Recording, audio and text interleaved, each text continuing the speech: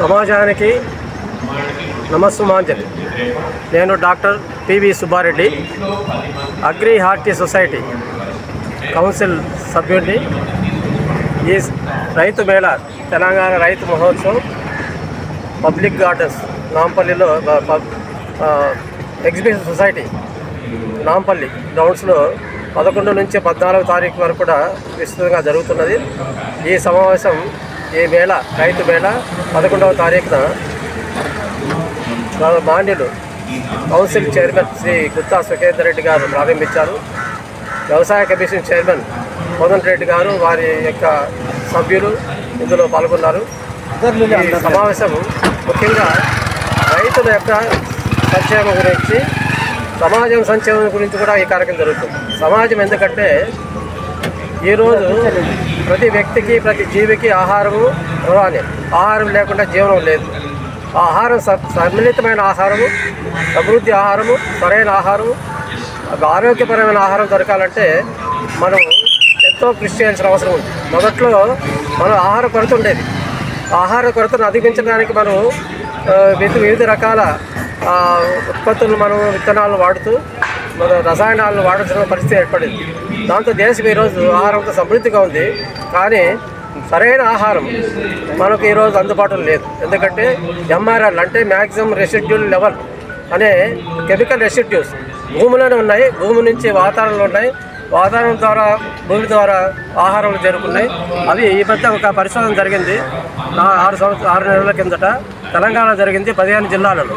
అందులో రైతుల మీద, ప్రజల మీద ప్రయోగం జరిగి అందులో వెరీ విపత్కరమైన విషయాలు బయటపడ్డాయి. ఈ పరిశోధన ICMR, NIN, తర్వాత ఉస్మానియా యూనివర్సిటీ ఆధ్వర్యంలో జరిగింది. ఈ అవశేషాల వలన రైతులు, ప్రజల్లో అనేక వ్యాధులకు, క్యాన్సర్ మొదలుకొని, మన గుండె వ్యాధులు మొదలుకొని, కిడ్నీ వ్యాధులు మొదలుకొని, లివర్ వ్యాధులు, ఏ వ్యాధి తీసుకున్నా కూడా ఈ ఆహారం ద్వారానే, అవశేషాల ద్వారానే ప్రధాన కారణమవుతుందని తేలింది. కాబట్టి ఇటువంటి పరిస్థితుల్లో రైతులను మనం ప్రోత్సహించాలి. సరైన సేంద్రీయ వ్యవహారానికి ప్రోత్సహించాలి. దానికి ఎలా ప్రోత్సహించాలి? రైతులు ఇప్పటికే అనేక విపత్కర పరిస్థితుల్లో ఉన్నారు, పంట నష్టాలతో ఉన్నారు. వారికి చాలామంది మీరు చూస్తుంటారు, చాలా దిగ్భ్రాంతమైన బాధల్లో వాళ్ళు చాలా విపత్కరమైన డెసిషన్ కూడా తీసుకుంటున్నారు. అటువంటి వాటిని నియంత్రించి రైతులను సేంద్రీయ వ్యవహారం మీద పంపించాలంటే ఎంతో కృషి చేయాలి. సమాజంలో ప్రతి ఒక్కరు చేయాలి. దానికి నా ప్రకారము పౌరుల బాధ్యత ఎక్కువ ఉంది. అందుకనే పౌరులకు కూడా అవగాహన కల్పించాలి. రైతులు వ్యవసాయం మీద మనం వాటిని రైతులకు దగ్గరగా చేర్చాలనే విశేష కృషి అంశం కూడా ఇందులో ఉంది.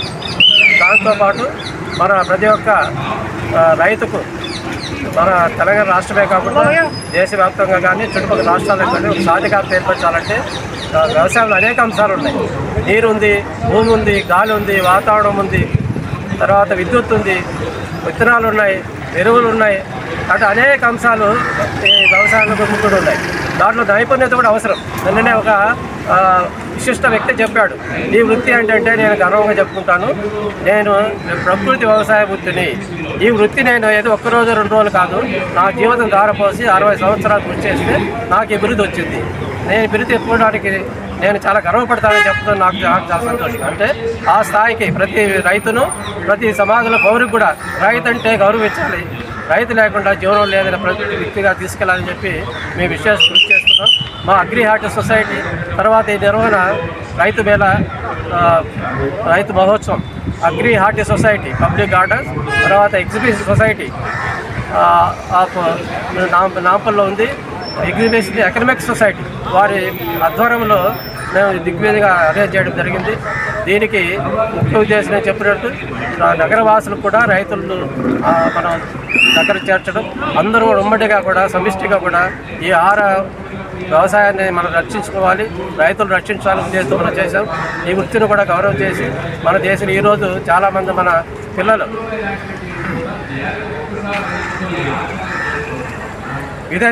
విదేశాలకు పోతున్నారు. ఎందుకు పోతున్నారు? ఇక్కడ సరైన అవకాశం లేక, ఈ పరిస్థితులు బట్టి అధిక ఆదాయం గురించి కానీ వెళ్తున్నారు. ఈ అధిక ఆదాయం రావాలంటే దేశంలో ఈరోజు 60% మంది దేశంలో ఈ వ్యవసాయం మీద ఆధారపడుతున్నారు. ఈ 60% వృత్తిని మనం లాభదాయకంగా చేయకపోతే ఎప్పటికి కూడా వృద్ధి రాదు. దేశ పురోగతి చెందదు. కాబట్టి వ్యవసాయాన్ని కూడా లాభదాయకంగా చేయాలి, దానికి అందరూ కృషి చేయాలి. ఈ సొసైటీలో అగ్రియాటి సొసైటీలో అనేక మంది నిపుణులు అన్ని రంగాల వారు వ్యవసాయ శాస్త్రవేత్తలు ఉన్నారు, వైస్ ఛాన్సలర్స్ ఉన్నారు, బ్యాంక్ వాళ్ళు ఉన్నారు, రైతులు ప్రభావశీలమైన ప్రగతి రైతులు ఉన్నారు, సామాన్య విశిష్టమైన వ్యక్తులు కూడా ఇందులో సభ్యులుగా ఉన్నారు. 650 మంది పైన సభ్యులు ఉంది. అందరూ కూడా స్వచ్ఛందంగా నిస్వార్థంగా సేవ చేస్తూ సమాజానికి మనం ఉపయోగపడాలని ఉద్దేశంతో చేసే కార్యక్రమాలు. కాబట్టి అటువంటి కార్యక్రమాలు ప్రతి పౌరుడు బాధ్యత. నా విజ్ఞప్తి ఏంటంటే ఈ ముఖ్యంగా రైతు సమ్మేళనానికి మీ మధ్యన మీకు అందుబాటులో ఉంచాము. ప్రతి ఒక్కరు సందర్శించాలి. మీరు సందర్శన అంటే ఏదో ఒక వ్యాపార కరికరి కాదు. ఈ సందర్శన అంటే మేము కూడా ఉన్నాము, రైతుకు తోడుగా మేము ఉన్నాము అనే ఒక ఆశ్వాసన ఇవ్వడానికి మీరు రావాలి. మీరు వచ్చి దీన్ని ప్రోత్సహించాలి. జై కిసాన్ అనే విధానంతో మీరు కూడా ముందుకెళ్ళాలి. ప్రతి ఒక్కరు కూడా రైతు. ఇప్పుడే మీరు కొన్ని సంవత్సరాల కింద చూస్తే, ఒక 10 సంవత్సరాల చూస్తే రైతు అని చెప్తే కొద్దిగా పనికిరాని వృత్తిలాగా చూసే పరిస్థితి నుంచి ఈరోజు రైతు అంటే గౌరవంగా పలికే పరిస్థితి వచ్చింది. చాలామంది నగరవాసులు కూడా రైతు అంటే కూడా గౌరవమైన వృత్తిని ఒక విశిష్ట నేను గమనించాను. కాబట్టి ఆ పరిస్థితిని చూసి చివరకు నేను రైతును, నేను వ్యవసాయాన్ని చేస్తానని చెప్పి యువతను కూడా తీసుకురావాలని చెప్పి ప్రయత్నం చేస్తున్నాము. మీరందరూ కూడా ఇందులో పాల్గొని దీన్ని దిగ్విజయంగా చేయాలి. మరి వచ్చే కాలంలో కూడా మేము చేసే సేవా కార్యక్రమాలు ప్రతి ఒక్కరికి కూడా అందరూ కూడా ఏదో విధంగా ఏదో రూపేణ మీరు ఇందులో చేరి సమాజానికి సేవ చేయాలని చెప్పి నేను విజ్ఞప్తి చేస్తున్నాను. ధన్యవాదాలు. ఇప్పుడు శ్రీ రాజిరెడ్డి గారు వారి జీవితాన్ని వ్యవసాయంలోనూ, వ్యవసాయ వృత్తిలోనూ, వ్యవసాయ రైతుల కోసం, సమాజాని కోసము జీవితాన్ని దారిపోసిన వ్యక్తి.